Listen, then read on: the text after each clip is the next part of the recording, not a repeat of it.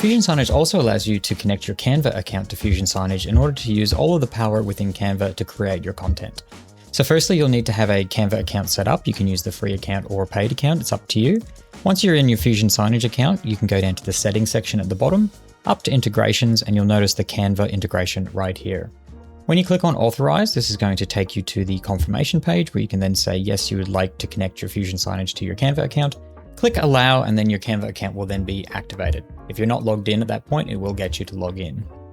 Then back on the manage section, we can now go add. And then over here, you'll notice we've got the Canva. It obviously requires an advanced license. So make sure if you don't have an advanced license, we can talk to you about upgrading.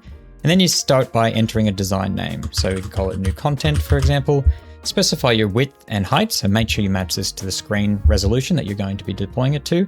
Whether you want it to be an image or a video, and then the duration per page. So within Canva, you can actually create multiple slides. So if you're using it as an image output, you can specify how long you want to wait between each of your slides. So this can be set here down to 5 seconds or 10 seconds or whatever you need. You can also change this after the fact. If it is a video, then the video will obviously just be the full duration of that video.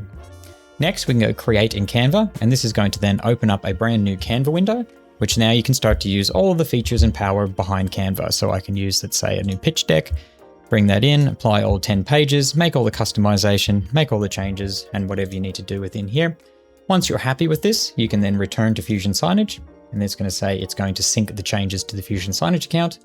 Click return to Fusion Signage, and then this will be a file that now exists within the folder that you selected, called the file name, and then it'll start the rendering process. So now that this is a file in here, it is a self-contained file containing each of those different slides. You can see the duration that we set here, as well as the resolution. And now we can basically treat this like any kind of file within a playlist.